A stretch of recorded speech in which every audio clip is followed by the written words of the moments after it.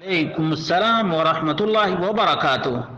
اللہ رب العالمین آپ کو جزائے خیر عطا فرمائے اور خیر و عافیت میں رکھے۔ سوال بڑا ہی دلچسپ ہے اور یہ سوال لوگ بارہا پوچھتے ہیں کہ کیا آدم علیہ السلام ہندوستان میں اترے یا سری لنکا میں اترے اور حوا جدہ میں اتری؟ اس سلسلے میں قرآن کریم کا بیان یاد رکھیے گا۔ فَأَزَلَّهُمَا الشَّيْطَانُ عَنْهَا فَأَخْرَجَهُمَا مِمَّا كَانَا فِيهِ وَقُلْنَا اهْبِطُوا بَعْضُكُمْ لِبَعْضٍ عَدُوٌّ وَلَكُمْ فِي الْأَرْضِ مُسْتَقَرٌّ وَمَتَاعٌ إِلَىٰ حِينٍ۔ شیطان نے ان دونوں کو بہکا کر وہاں سے نکلوا ہی دیا اور ہم نے کہہ دیا کہ اتر جاؤ، تم ایک دوسرے کے دشمن ہو اور ایک وقت مقرر تک تمہارے لیے زمین میں ٹھہرنا اور فائدہ اٹھانا ہے۔ یہ سورۃ البقرہ کی آیت نمبر 36 ہے۔ دیکھا آپ نے، اللہ رب العالمین نے اہبتو یعنی اتر جاؤ، اتر جاؤ۔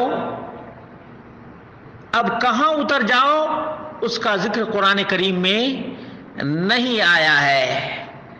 اب جو کوئی بھی یہ کہتا ہے سری لنکا ہی میں اترے، ہندوستان ہی میں اترے یا جدہ ہی میں اتری یا دونوں کی ملاقات عرفہ میں ہوئی، یہ وہ باتیں ہیں جن کی کوئی ٹھوس اور مضبوط دلیل نہیں ہے۔ جب کوئی مضبوط اور ٹھوس دلیل نہیں ہے تو اصرار چے معنی دارد اور اس کے لیے بات کا بتنگا بنانا چے معنی دارد۔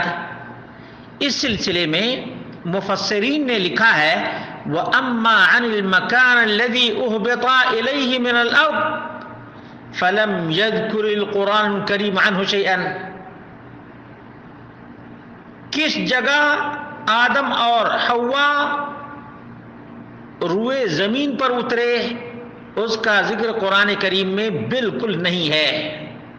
کما لم یرد فی السنة النبویہ المرفوعہ من الاحادیث الصحیحہ ما یوضح ذلك، اور نہ صحیح مرفوع سنت مصطفیٰ سے ثابت ہے۔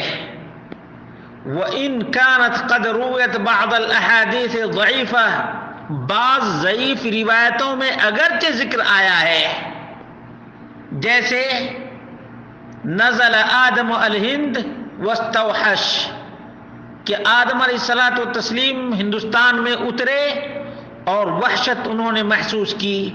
ابن عساکر نے تاریخ دمشق میں اس بات کو ذکر کیا ہے، جلد نمبر 7 صفحہ نمبر 437۔ شیخ الالبانی نے سلسلۃ الضعیفہ رقم 403 پر ضعیف قرار دیا ہے۔ اسی طرح سے بعض روایتیں اس باب میں ذکر کی گئی ہیں لیکن تمام کی تمام ضعیف ترین ہیں، ضعیفۃ جدا۔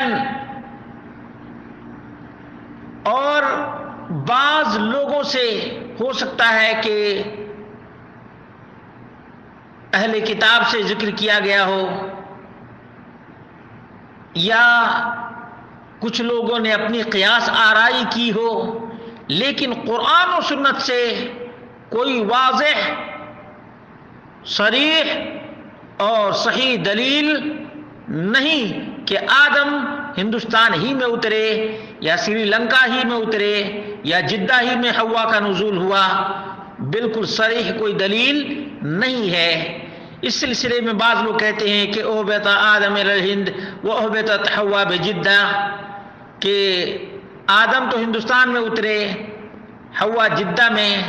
اسی طرح سے بعض لوگ کہتے ہیں اہبطا جمیعا بالہند، آدم اور حوا دونوں کے دونوں ہندوستان میں اترے. ومنهم من قال اہبط آدم بأرض بین مکہ والطائف اسمها دحنا. بعض لوگ کہتے ہیں کہ مکہ اور طائف کے درمیان ایک جگہ دحنا ہے، وہاں پر آدم کا نزول ہوا. کچھ نے کہا اہبط آدم بالصفا، صفا مروہ جو حرم میں ہے آپ دیکھتے ہیں کہ آدم صفا پر اترے. وَأُهْبِطَتْ حَوَّا بِالْمَرْوَةِ، اور حوا کا نزول مروہ پر ہوا. آپ دیکھتے ہیں صفا ادھر مروہ ادھر ہے. ابن کثیر کہتے ہیں، سدی سے ذکر کرتے ہیں، اہبطوا منها جميعا فهبطوا فنزل آدم بالهند ونزل معه الحجر الأسود وقبضة من ورق الجنة فبثه بالهند فنبتت شجرة الطيب فإنما أصل ما يجاء به من الهند من الطيب من قبضة الورق التي هبط بها آدم وإنما قبضها آدم أسفا على الجنة حين أخرج منها. یہ سب روایات ہیں، یہ سب کیا ہیں؟ روایات ہیں.